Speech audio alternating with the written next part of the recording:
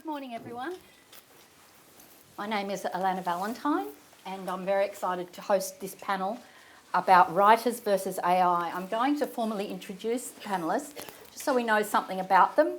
So on my immediate right is Claire Pullen, the Executive Director of the Australian Writers Guild and the Group CEO of the Guild's group of companies, including Orgax. So Orgax is the collecting society for royalties for Australian and New Zealand screen authors, which distributes millions every year to writers.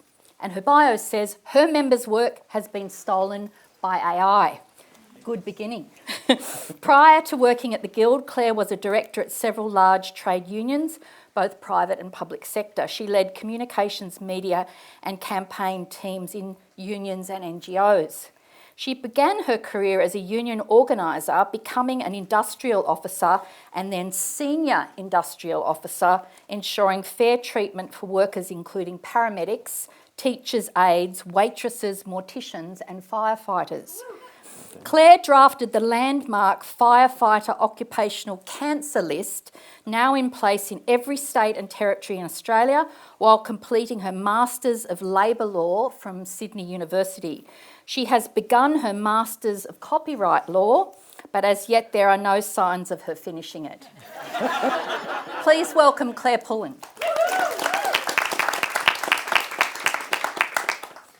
Matthew Nyamarari Heffernan is a Pintupi Laricha creative technologist, an ANU PhD student at the School of Cybernetics and a writer from Central Australia. He is a champion of sharing Indigenous voices through technology and has worked extensively to share and conserve the knowledge of Indigenous peoples. Through his pivotal role as lead developer at InDigital, Australia's first Indigenous tech education company, Matthew helped to make the digital landscape more accessible and to and inclusive of Indigenous young people. Matthew also worked on the development of Indigimoji and Kadichamoji, Australia's first brand of Indigenous emojis designed by young Indigenous children and guided by elders on country. Matthew has written for Indigenous X, The Guardian and Red Room Poetry. Please welcome Matthew. Nyamarari Heffernan.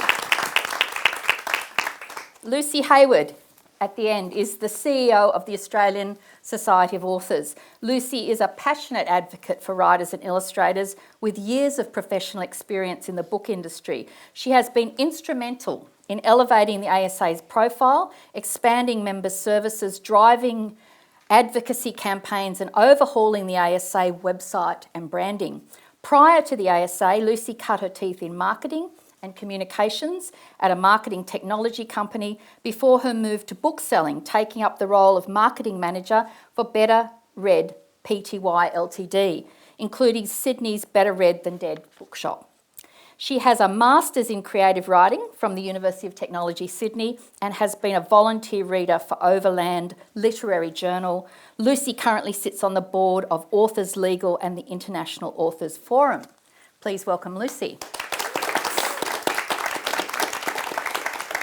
So I first learned in 2023 through the Books 3 revelation of the Atlantic that 7 of my plays have been scraped by a machine learning AI.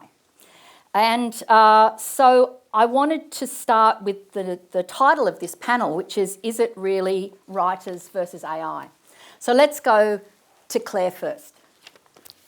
So where I like to start, one of our other members, who I think you know, Alexander Swords, talks about this and how important the framing of the problem is.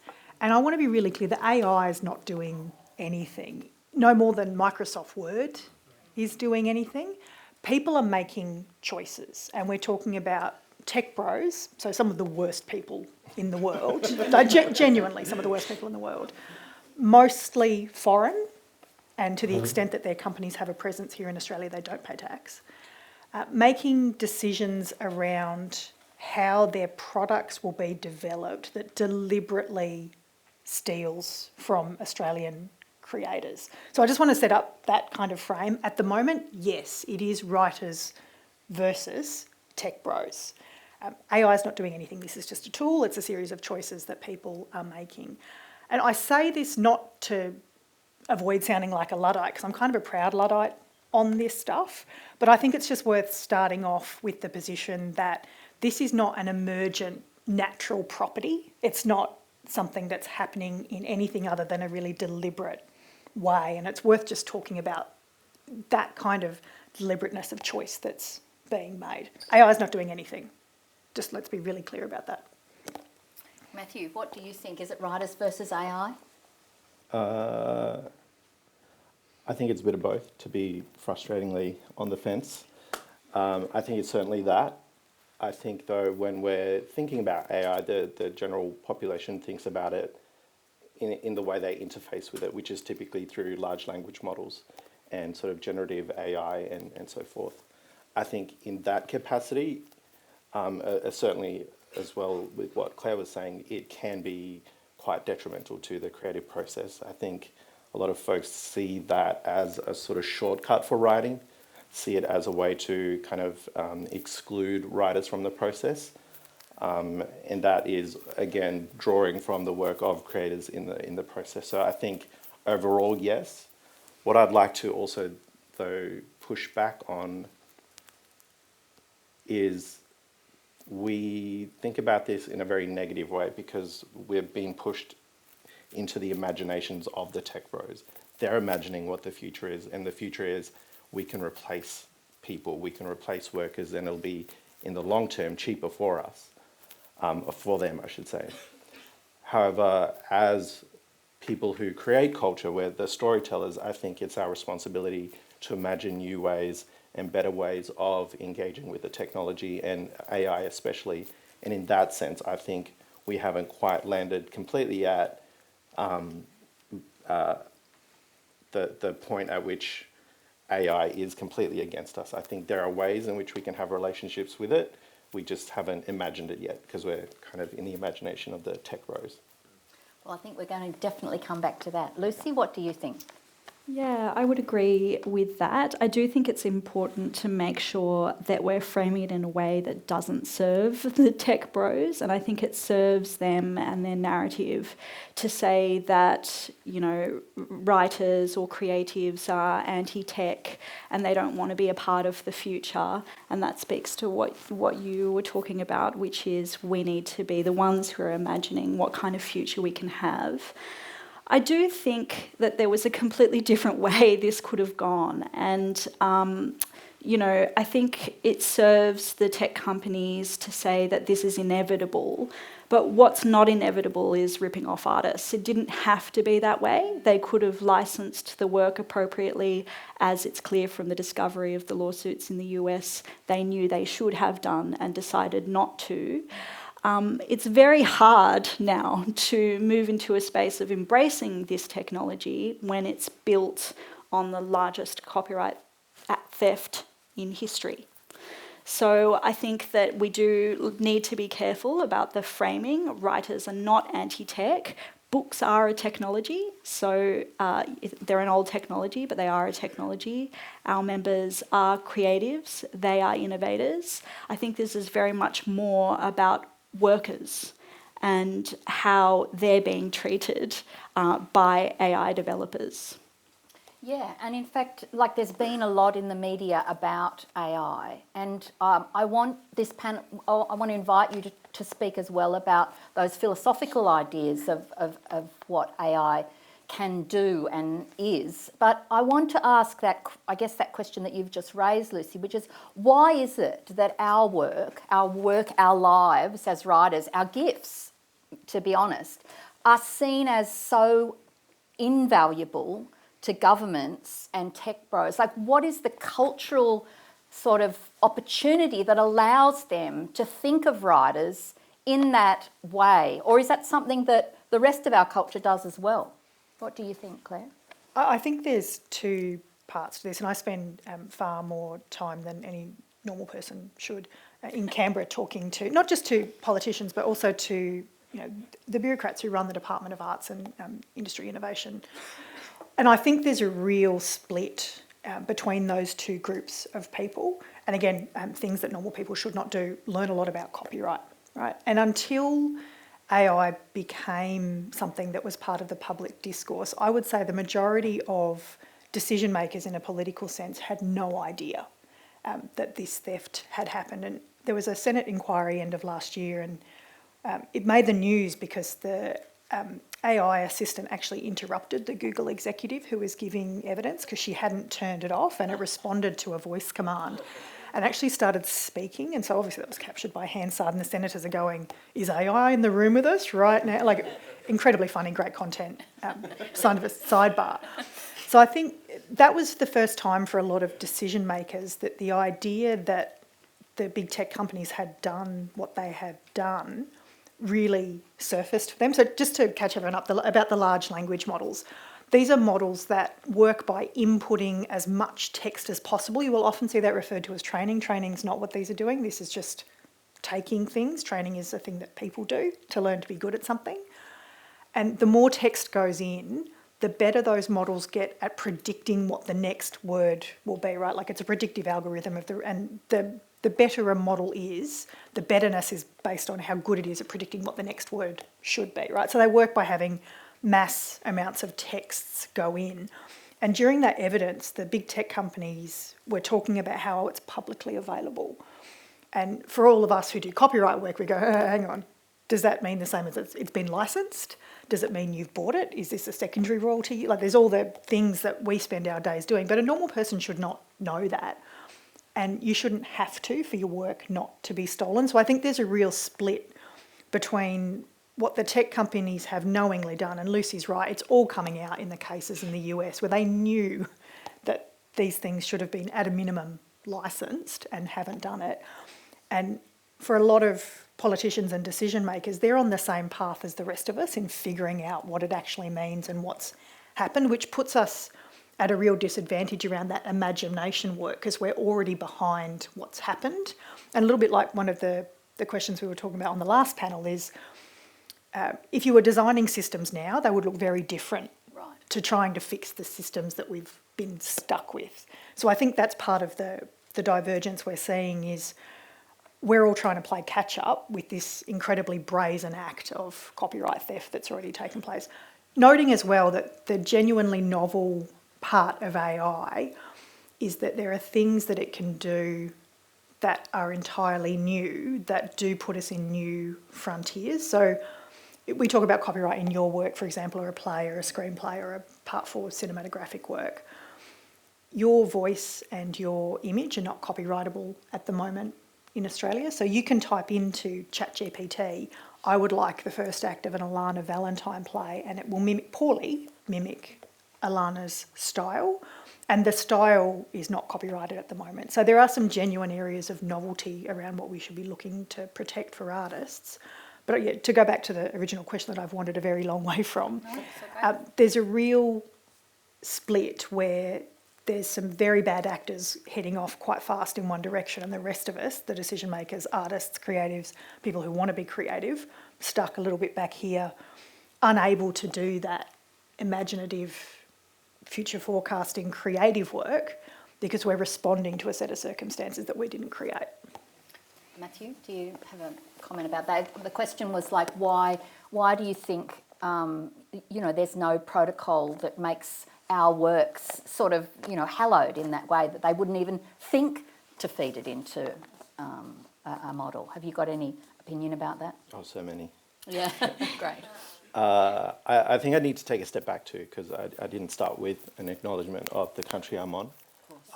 As a Pinabee literature person visiting here, visiting in Naarm as well, I think this is actually where the conversation starts. As in, when we think about AI, we often think about it in the interface that we're engaging at, which is typically the software, right? But these systems, they all require Indigenous land, whether it's here or First Nations communities elsewhere. Their data centres are built on Indigenous country. They're extracting resources from these places, using vast amounts of water to cool these systems. And typically when we're talking about the stealing of cultural IP and stuff, this is stuff that's happened before AI even entered the conversation. So when it comes to, writers and creatives, this is kind of way down the chain. And of course, that's something that's always been a threat to, fascist governments, because we challenge the narratives and structures of power. So it's always going to be the first. Well, in my case, I'm a software developer, so it was actually a lot of the work that's been done by good guy software developers. They do exist. It's a lot of our work was stolen first to help train these things, and then the next obvious point of stealing for them was, let's go to creatives because it's there, and that's kind of where it's ended up. I think though that this is why the government has been so slow to respond to some of these issues. Is they don't. I think there's a kind of cultural issue where we see movies, we see Spotify music. It's so accessible that we forget that it actually takes creatives and massive amounts of labor and so forth to create these products, and so forth, and therefore the value of it is reduced.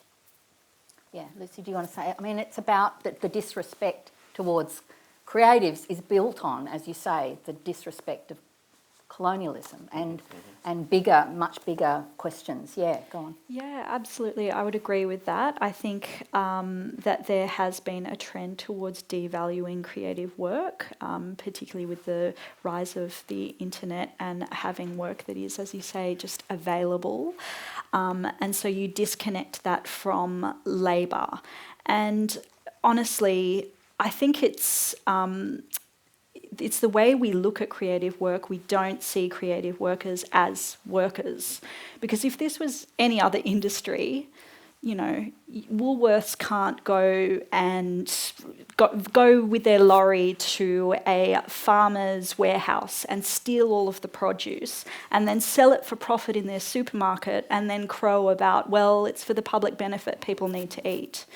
So why is it okay when it comes to the creative industries? And I do wonder if part of it is, this narrative about people loving their work. And so if you love your work, then it justifies underpaying you or not paying you at all. I also want to say on this that good creative work often appears to the viewer or the reader as effortless. And so we talk about devouring a book, and so in some ways the quality of the book is about how immersive the experience is. Or you binge a series and you get lost in for 6 hours in the storytelling that's going on. And so I think it's not it's not surprising that people who don't engage in creative practice would have a set of assumptions around the ease of availability of creative work, because if a creative work is good, it actually is no work for the person who's engaging with it. And I think that might be part of it as well. Yeah, of course. So just to talk about, I mean, there has been a lot in the press about and on social media about AI. And I've heard people disputing whether it should be even called intelligence, artificial intelligence. So I just wanted to open that up to you, especially Matthew, you might have a comment about that. I've started using the word machine learning rather than, I know some people also call it data thief, DTs. But what I want to ask is, what is your take on the implications of acknowledging that intelligence is not only in humanity? I think that's we see that intelligence or whatever it is can exist outside of humanity. Well, religion, spirituality, cultural practice already tells us that, and yet that's become part of the debate. Have you got a take on that? I do. It's kind of captured in the question as well, which is, as a Pinnaby literature fella, it's difficult. I kind of have two ways of thinking about the world. One is as a computer software developer, which is the material world is material world. But then I go to places back home, or I recently visited the Grand Canyon, and the spiritual power of those places, that's another part of my brain. But I truly believe there's intelligence in trees, in rocks even. I feel that.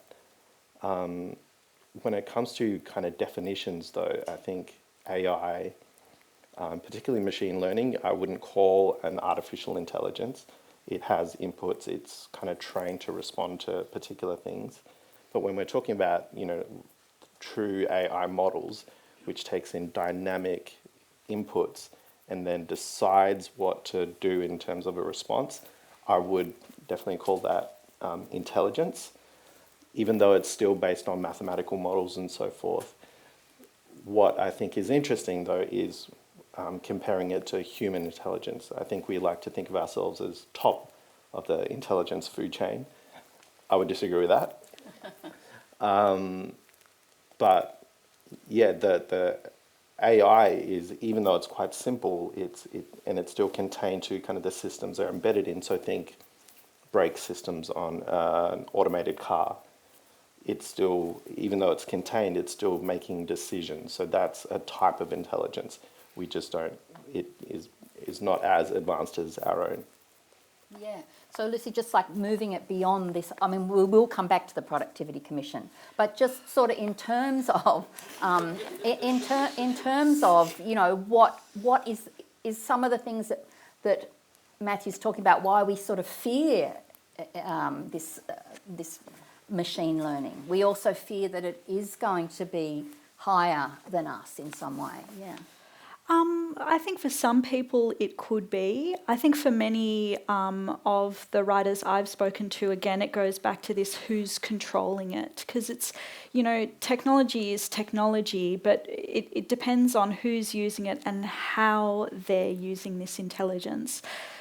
So I think it was the Signal founder who was talking about AI tools, and if you wanted to get an agentic AI to book a ticket to a festival, what the kinds of levels of access that this tool would need to your diary, to your contacts, to all of your messages.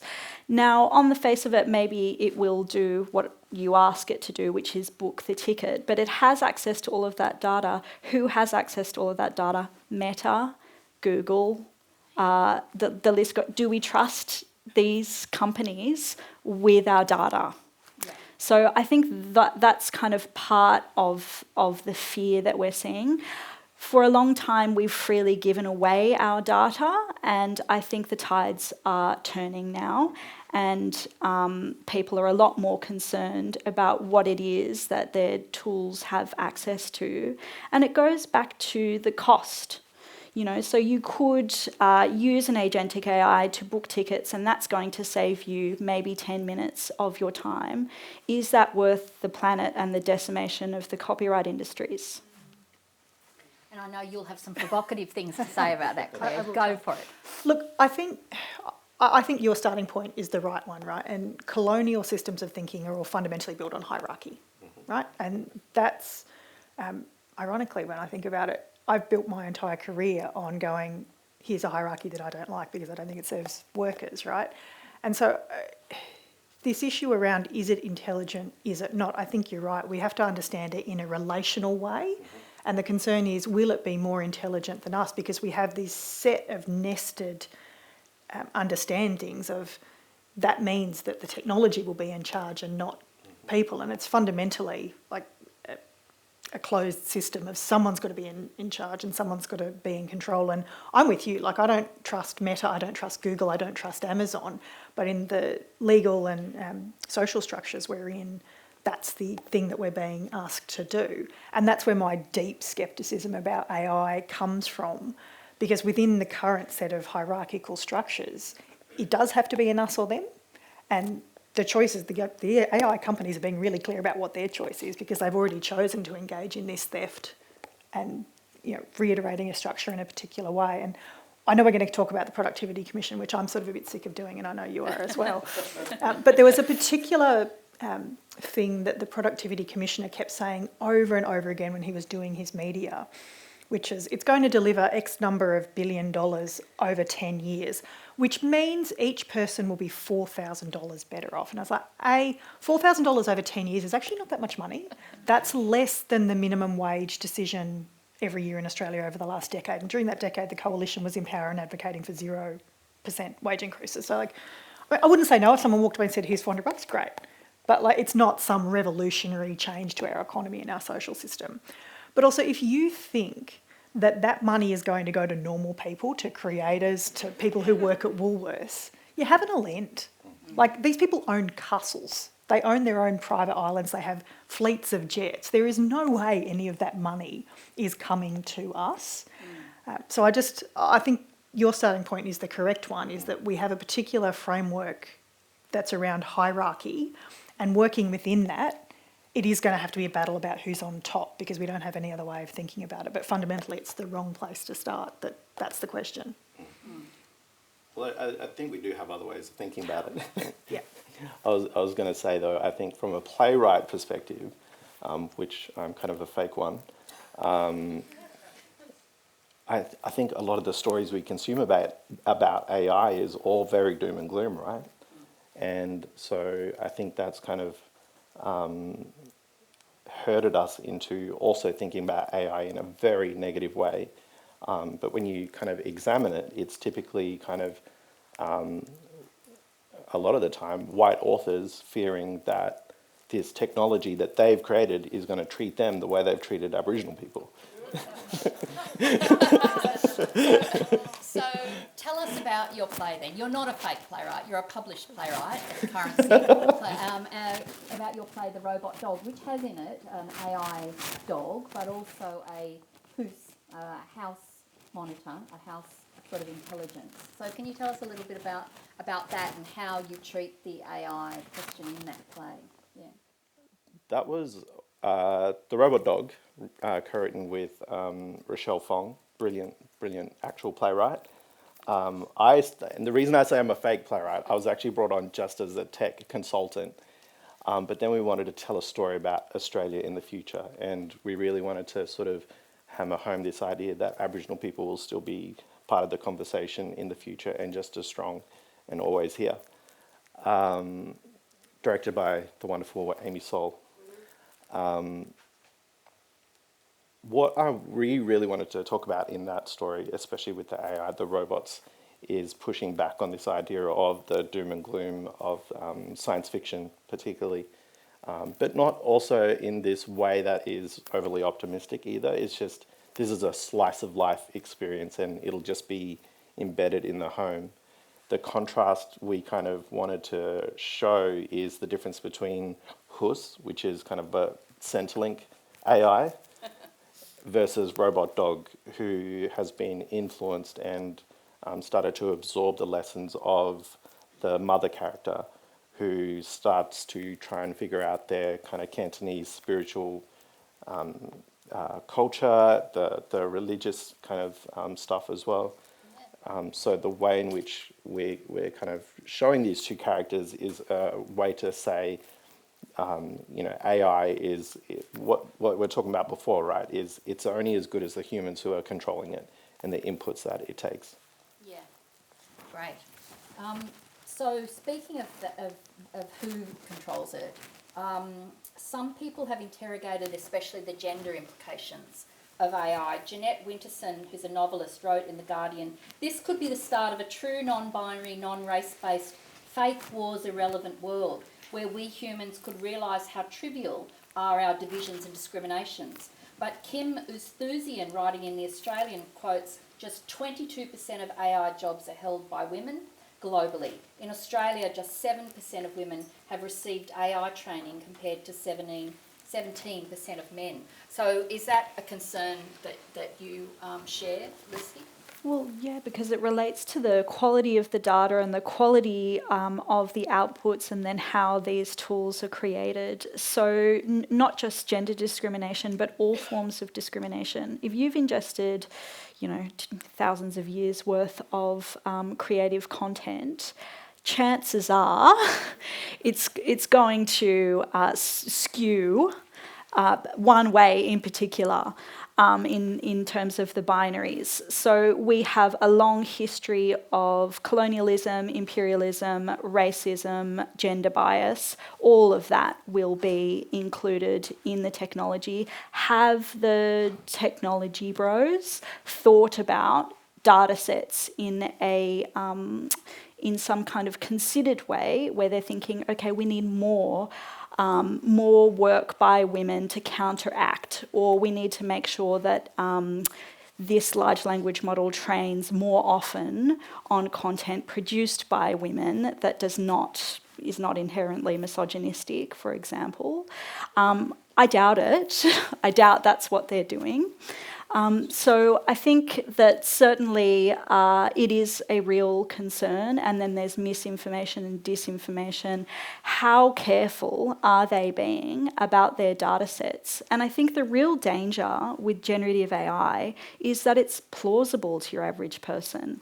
Like outside of the creative industries, I will speak to friends who are confident in just letting me know, oh, I put it into ChatGPT and it told me this. And they're not worried at all about whether it might be right or wrong, or that it might need to be checked.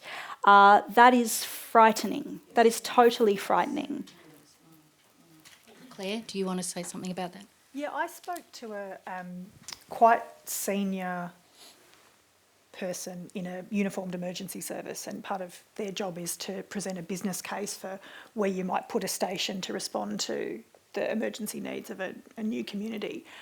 And similar to you, straight away, the blithe response is, well, I just took the technical and highly specific to my industry, 30 pages and said, give me a summary, and then that's what went to the minister. Right, so there's really material decisions being made about, and literally whether you will live or die if you're in a car accident, that are just blithely being fed in. So I think part of this, for me, I get really frustrated about talking about AI as one thing, because I cannot tell you how strongly I believe that the next cure for cancer will not rely on stealing work from Australian playwrights. Right? And I think we miss out on some of the opportunities and some of the good things that different types of predictive models are doing if we don't talk about them specifically. And there are already a couple of new vaccines and two new antibiotic prototypes that have been developed by medical AI, right? Highly regulated, lots of patent law in play, tons of money sloshing around because it's the pharmaceutical and medical device industry. And honestly, on that front, I'm just not worried about it. I think that's a really good use of AI, but everyone in that chain has had their research paid for. There's been double-blind trials where there's clinical trials in play. There will be cultural advisors and sensitivity that have been part of that. And those models seem to me to be okay. And I think you could probably also build a model, should you feel the need, around things like emergency services placement and, briefings that go to people.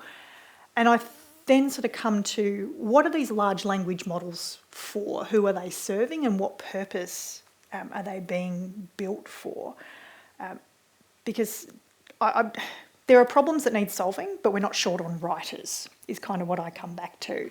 And so what problem are these meant to solve, and for who? Because I don't think that ultimately AI, like I said, AI doesn't actually exist in the way that we talk about it. So what's the purpose of the person who's building the thing? And if you start breaking it down, I think ultimately you'll chop it down and go, medical's fine, this fine, that fine, that fine. Why do you want to put creatives out of work? And I think that's the question that's not getting asked enough. Yeah, well, you used that example before of, put into ChatGPT, write a first act in the form of Alana Valentine. Now, what I wanted to just bring into that conversation is, because a lot of my work is with communities and with verbatim sort of work, I have to go through an incredible hierarchy of permission getting, and I'm extremely fastidious about this, and Matthew, you would know that as well, in terms of cultural consultancy that a lot of First Nations artists do with their work, that you know that there's certain knowledge that can't be put in. In a kind of model where that's being taken, it's my conjecture that work that's like a particular voice that is not normally represented in the world, or a cultural knowledge that is both sacred and protected, is absolutely going to be the hungry meal of those generative models, because it's not the same as other work. I mean, I know there's diversity in all playwriting and all of that, but it's kind of interesting where some cultural materials, some verbatim materials is going to become even more, like, you couldn't say that, anyone else had spoken to the Parramatta girls using those words that I've used in the play. So it's kind of like, how can the AI model pretend that they're just sort of catching it from somewhere else? I mean, is there a way to trace ever what is going on there? No. Does anyone want to Well, answer if that? we mandate some transparency, Yes, right. right now, all we know about the works that have been ingested is a result of the litigation, the discovery in from the litigation in the US, and the reporting through the Atlantic. So we actually need, as a first step, transparency from tech companies about what data they've used and how they've been using it. We can't get to anything else without it. Okay, so let's talk about the Productivity Commission then. I know, because I also want to say something provocative about writers not assuming that the rest of the industry is as protective of writers. So, but let's talk about the Productivity Commission first. What have they done, Claire, and why are we fighting them? Sure. So the Productivity Commission is having an inquiry into the whole of the economy, and there's 5 pillars, and there's one that's called Harnessing Data and Technology. I actually haven't read the heading of it. I just go straight to the report and get really outraged. And there was an interim report released a couple of weeks ago, and there's some things in there that are really important to creators. There's 2 things that the Productivity Commission would say they're not advocating for, but they very clearly are in terms of how it's written. The first one is a TDM, a text and data mining exception. There's a couple of countries around the world that have this. Essentially what it means is there's no copyright on works, and big tech companies can just sweep them all up into their models and then create an output generating machine, essentially wiping out the input cost of licensing or asking permission from artists to do that. The other proposal was around what's called fair use. So in Australia, we have what's called fair dealing. You have to deal with someone's work fairly, and essentially it has to be for non-commercial purposes. That's not how it's expressed, but that's how the case law has sort of developed on this. The US has fair use, and as Lucy has pointed out, that's not exactly uncontested at the moment. Like Anthropic are being sued by Disney, I think, or Midjourney are being sued by Disney. There's 48 cases of litigation where a big tech company is being sued by a big rights holder at the moment. So the idea that the Productivity Commission put that there are places in the world you can just do this and it's fine, complete myth, absolutely not true. So those are the sort of 2 key things that the Productivity Commission has proposed. There's also the other thing in there, which I think goes to your point, Lucy. There's also a really radical proposal in there about weakening everyone's individual privacy protections. So not only do you not own your face and your voice and your image and your style if you're a creator, but it's basically said, well, for the benefit of being able to book your tickets to a concert online, Meta can have all your Medicare data, your address, your phone number, date of birth, number on your birth certificate. So there's a couple of critical things in there, both for creators but genuinely for citizens, that I read that and kind of, well, that's ambitious. But I will say about this, the Productivity Commission has been on about changing the Copyright Act, weakening protections for almost 10 years now. So this is not about AI. They have long held the view that copyright, which is one of the main ways that creators derive an income, should be weakened in the favour of big companies who might want to use the data for something else. And to go back to that transparency question, how can the Productivity Commission adequately model the future benefits and adequately determine what we risk losing if there's no transparency from the tech companies about how the work is being used? So it's fundamentally flawed. They, like Claire said, they have said that they are seeking feedback on the proposal, but it's very clear. I mean, we're writers, we know. You've devoted 3 pages to a text and data mining exception, and you've devoted 1 paragraph to, and maybe licensing is also an option. So it's very clear which way they're leaning. It is a report of silences. So there's nothing in there about transparency, about how you might be able to find out if your work's being used. There's nothing in there about consent. So if your work has been used and you want it taken out of the model, nothing mentioned there. And the other big silence in there is what productivity has been lost by all those creators not being paid for the work that's been taken, right? So you presume that these big tech companies are doing this, they're stealing everyone's work to make money at some point. Like, that's how capitalism works, right? So what if they paid for it?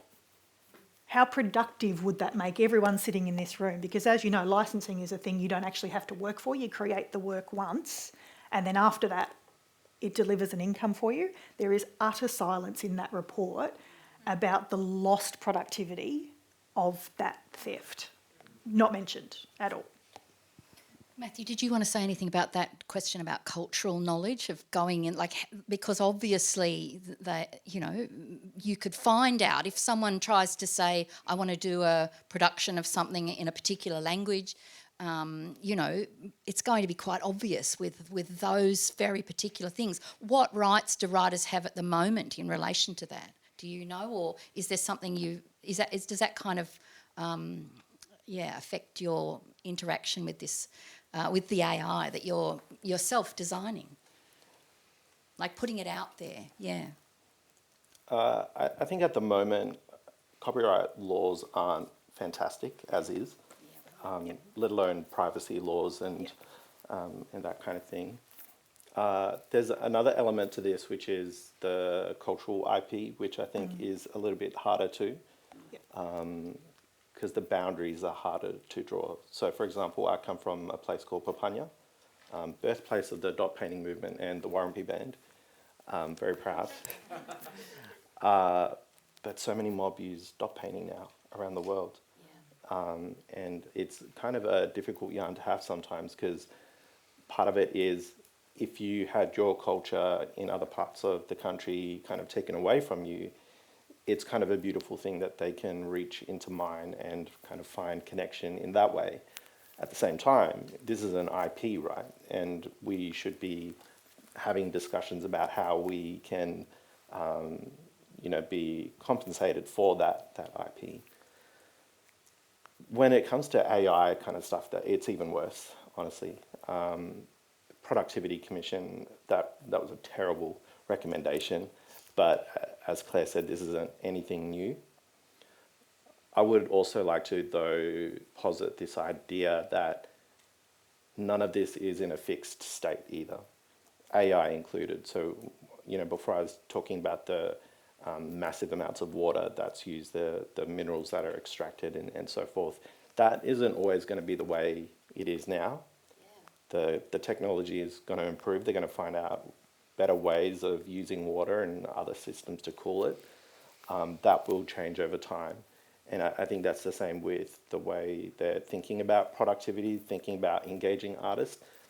I think it's bad now because it's always been bad. Yeah. But it's kind of our responsibility as storytellers to give them better ways of thinking about this engagement. It's happening in other parts of the world. It's just Australia is kind of notoriously bad when it comes to this space. Yeah, and I would just add to that thinking about this, the long-term game, obviously text and data mining exceptions don't work for creators because copyright is how they earn a living. Text and data mining exceptions don't work for Australian culture, but they also don't work long-term for tech companies because they need continued access to high-quality human-authored content to feed the insatiable hunger of their generative AI models. So they actually need creators to continue creating. So it's in their best interest to ensure that there's a sustainable economy. Yeah, but can I say the publishing industry and the theatre industry also need that? And I don't think, I agree with you, Matthew, that it's already been a problem. I would be so provocative as to say, that theatre companies here and publishing companies here do not distinguish themselves by driving more money to creators who they ultimately need. And one of the salutary things in this debate for me is whether we can rely on the companies and the publishers to back in writers on these kinds of things, because in some ways they also benefit from a loss of copyright. I'm not accusing them, but I'm just saying that when more money comes to the arts, it doesn't always come to the artists. Claire? two things I would say about that. I have to confess to being a lot more cynical about where AI is going to go. For those of you that aren't familiar with Cory Doctorow's work, he's the person who coined the term enshittification, which is actually really useful apart from being like provocative in and of itself, about how a new technology or a new platform like social media is a really good example of this. Starts out good to suck people in, but then when you're locked in, they start to change it to make it beneficial for the company, right? So Facebook 10 years ago is not what Facebook is now, because now it's in service of advertisers and, frankly, radicalising boomers in particular ways politically. Oh, look, seriously, talk to your parents about what they do on Facebook. It's terrifying.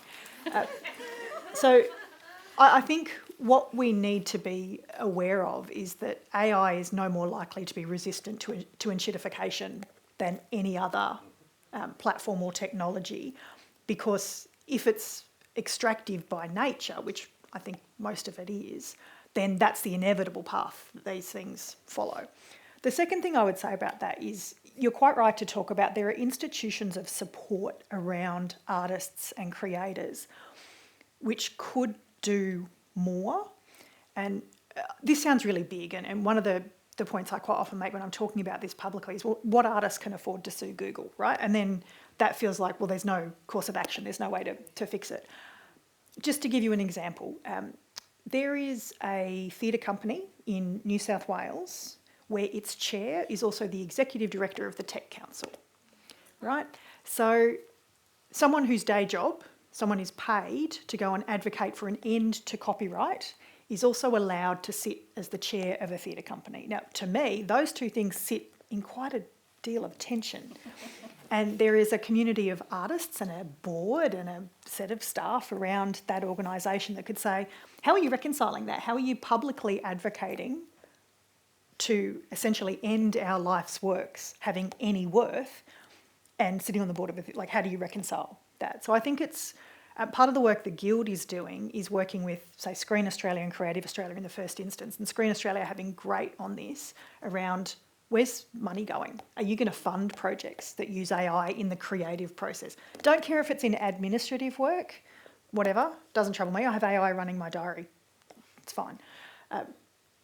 So that's the first step is, so what are the theatre companies doing? What are the funding agencies doing? Where is the development money going?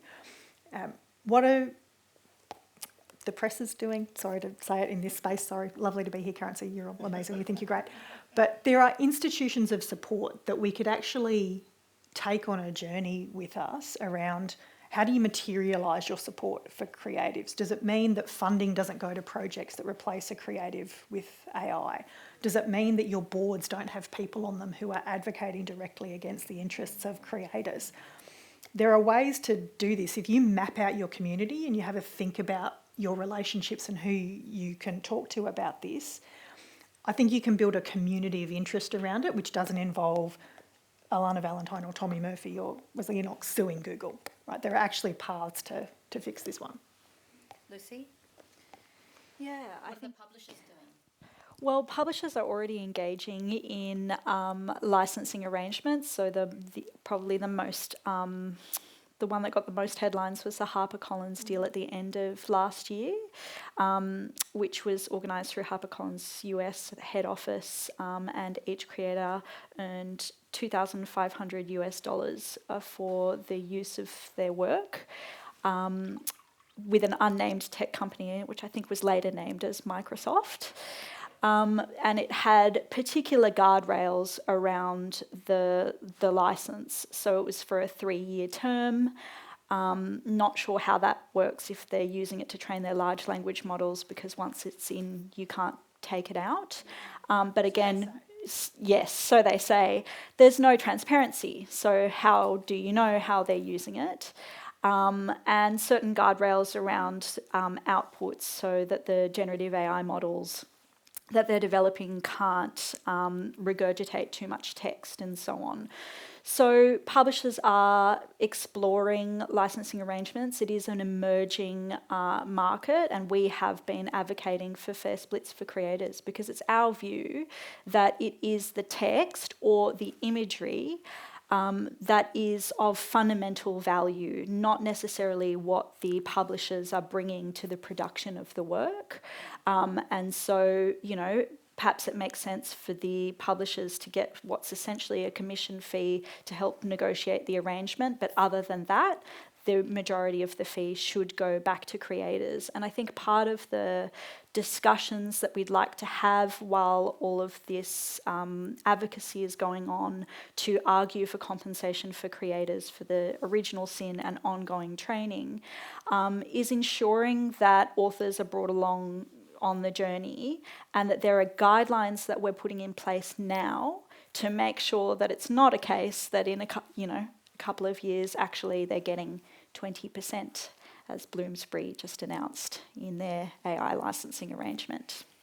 Yeah, because it's also the case that the companies and the publishers are vulnerable in the other way around. I mean, I've certainly signed a screenwriting agreement that I had to attest that I would not use AI in any way to create the next draft. So, they're aware of how vulnerable they are, the company, I guess, theatre companies as well, of people cannibalising and sending them work that is, has been created by those generative models.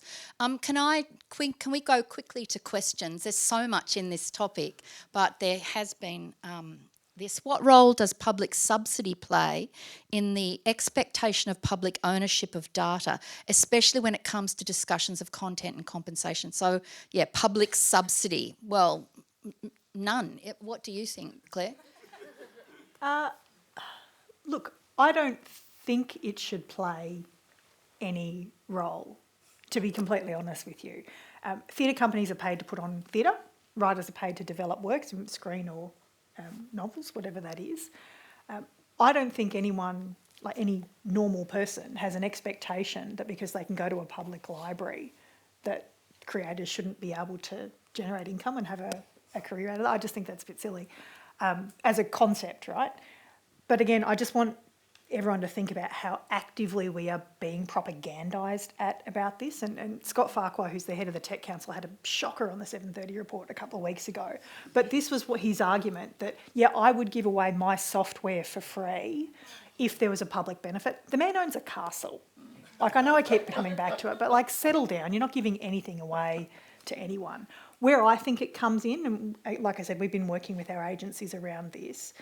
A lot of art in Australia is only produced because an agency puts in some form of funding, and I don't think you should be able to get that funding, and I think you should have it taken off you if it's discovered later down the track if you are using AI to replace a creative worker.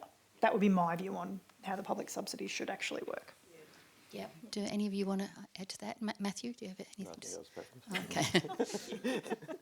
Lucy? Yeah, that was great. I mean, that's exactly it. What I would say is let's not pretend that companies aren't already using that argument against playwrights as well to gain more of their rights. But moving on, if you could recommend one thing for us to read or watch or expand our understanding of AI and conversations around it, what would it be?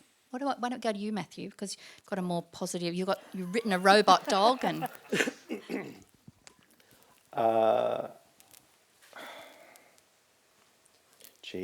I think I always kind of talk about the precursors to yarns about robots and AI. So talking about the Frankensteins and Metropolis and these kinds of films, literature, Rossum's robots. Fantastic. I think it's interesting to get that perspective because you see that the same yarns have been happening for ages. Yeah, wonderful.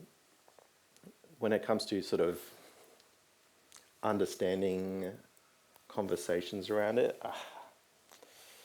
I also would recommend Kate Crawford's Atlas of AI. So talking about the whole sort of life cycle of artificial intelligence and all of the sort of physical systems that go into making that. Lucy, do you have anything? Well, I definitely recommend Gary Marcus's Substack. So Gary Marcus is an AI researcher and author and has a background in psychology. And the reason why I like it is because he's so anti-AI hype. He's got a quick wit. But also, he is not anti-AI. He's not anti the technology.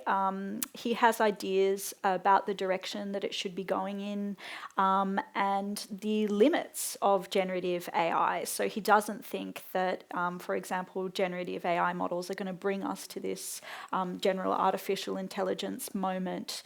They're not going to bring us to Terminator, thank God. But he talks about it, I think, and the issues surrounding it in a very interesting way, and he's also funny. Claire, do you have any? Well, I've already mentioned Cory Doctorow's work. You should read that generally. His work with Rebecca Giblin around choke point capitalism is incredibly important generally to understand the moment we're in. But if it's specifically about AI, read anything that Damon Acemoglu has written, even read some of the interviews with him.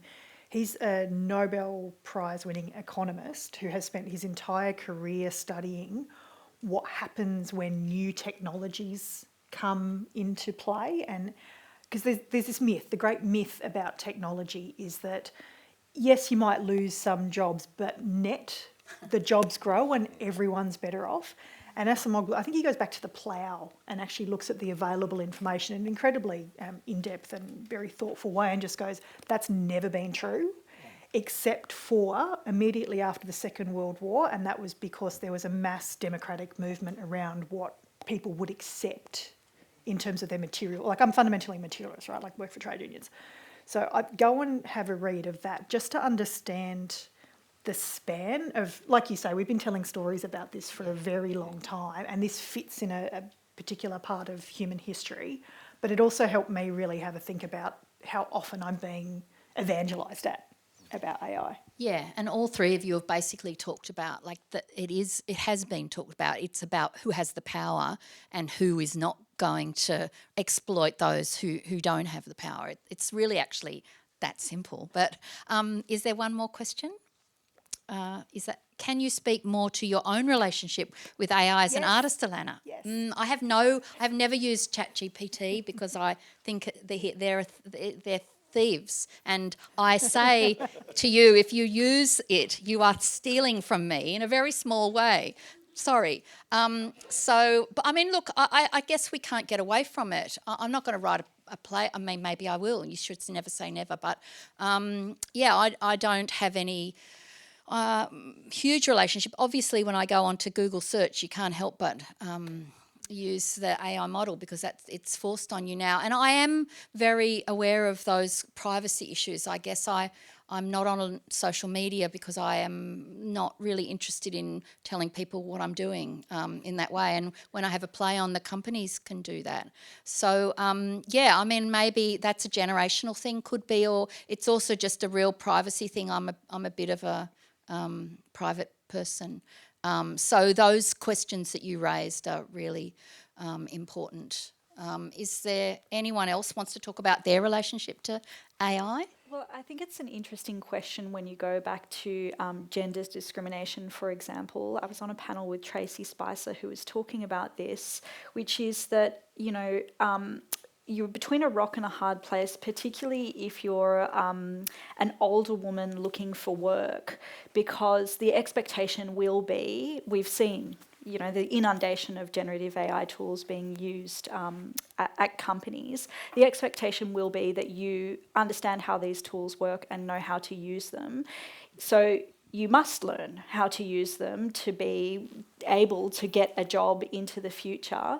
And that's kind of a challenge for people who are creative and whose work has been stolen, because you have to make this kind of, I guess, unethical decision.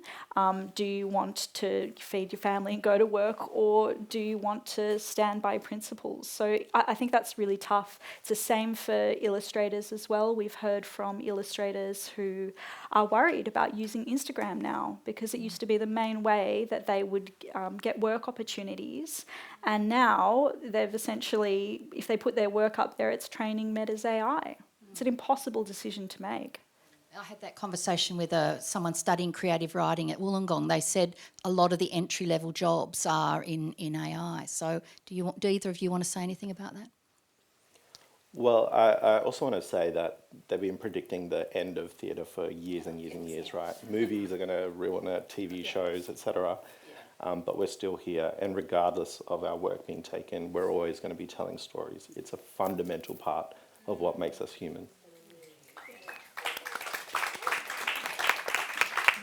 Yes, well, that was a perfect and I don't know about this faux playwriting thing, Matthew. I think you're sort of like right on there. Please thank this highly intelligent and very provocative discussion and these people.